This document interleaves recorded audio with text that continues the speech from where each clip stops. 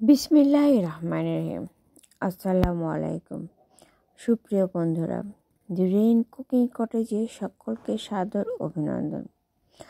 আশা করি নিশ্চয়ই সবাই ভালো আছেন, আমিও ভালো আছি। শীত তো পড়েই গেল, ভালো থাকা না থাকার মাঝামাঝি আমরা কম বেশি সবাই জ্বর, ঠান্ডা, সর্দি, কাশি এগুলো কম বেশি সকলের বাড়িতেই আছে। কিছু করার নেই, কিছু পেতে হলে তো কিছু দিতেই হবে। নতুন একটা আমেজ, নতুন একটা আবেগ, এই সুপ্ত জিনিসগুলোকে আমরা নিজের মতো করে গ্রহণ করব। বিনিময়ে তো কিছু লাগবে, তাই না? হ্যাঁ, চাওয়া পাওয়া বা না পাওয়া, না চাওয়া, এগুলো নিয়েই তো জগৎ সংসার। আর এই জগৎ সংসারে কিছু হারায়, কিছু পায়। যাকে এতগুলো কথা বলে সময় নষ্ট করব না। তবে আজকে গ্রাম বাংলার খুব সাধারণ একটা জিনিসকে একটু ঘুরিয়ে ফিরে প্রেজেন্ট করব। বলুন তো কি? এটা ওলকচুর ভর্তা। ছোটোবেলায় পড়তাম ওতে ওল খেলে গলা ধরে না, এভাবে খেলে হয়তো গলা ধরবে না। আর কচু আয়রন স্টোর করা সব থেকে বেশি, আর যে কোনো আয়রন জাতীয় খাবার খাওয়ার সময় ভিটামিন সি খেতে হবে।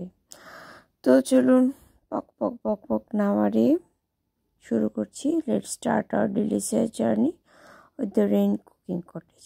এই দেখুন সেই বিখ্যাত ঐতিহাসিক আমাদের সুপার থিং ওলকচু। সেই ছোটোবেলার আদর্শলিপি বইয়ের কাছে হারিয়ে যেতে মন চায়। হ্যাঁ, মায়ের কাছে প্রথম শেখা, যদিও এই মুহূর্তে তো আর আমার মা নেই। এই দেখুন খোসা ছাড়িয়ে নেওয়ার পর একটু হলো, আর এই অবস্থায় এটা ধুয়ে আমি সেদ্ধ করতে বসাবো। আর একটু বেশি পানি দেব, 15 মিনিটের মতো সেদ্ধ করলেই হবে। এবং আঁচ অবশ্যই লো টু মিডিয়াম। খুব বেশি উত্তপ্ত আছে কোনো কিছু সিদ্ধ করাটা ভালো না। আর এখানে আমি অল্প একটু সর্ষে আর কাঁচা লঙ্কা বেটে নেব। এটা ওলকচুর স্বাদকে এনরিচ করার জন্য। আর এখানে নিয়েছি কিছু শুকনো লঙ্কা ভাজা। আর এই দেখুন গুটি কয়েক পেঁয়াজ আর রসুন, সাথে আরও একটা টুইস্ট আছে,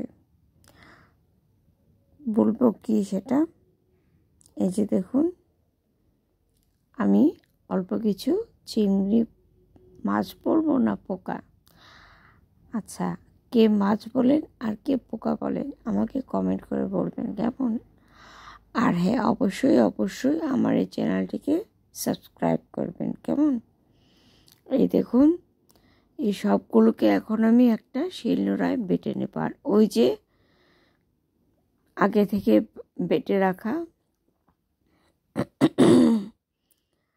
কাঁচা লঙ্কা আর সর্ষে বাটা, ওগুলো দিয়ে অল্প পরিমাণ মতো লবণ দিয়ে সবগুলো খেটে ঘুটিয়ে মেখে শীতকালে সকালে ব্রেকফাস্টে গরম ভাতের সাথে কেমন। আর যাদের যাদের হেয়ার ফল হয় অর্থাৎ চুল পড়ে, তাদের জন্য এটাই কিন্তু একটা মানে কি বলবো বিগেস্ট রেমেডি। তারা সপ্তাহে অন্তত 3 দিন এটা খাবেন। এখানে প্রোটিন আছে, আয়রন আছে, তারপর কি আছে ভিটামিন সি আছে, তারপর আরও কি দিলাম ভিটামিন ই কে বলতে পারেন একটা আদর্শ খাবার। ঠিক আছে, তাই সকালে ঠান্ডা শীতে কেমন এইরকম একটি ভর্তা একটা লেবুর সাথে খেয়ে নেবেন, কারণ যে কোনো আয়রন জাতীয় খাবারের সময় ভিটামিন সি খেতে হয়। তাহলে আজ এ পর্যন্তই। আল্লাহ হাফেজ।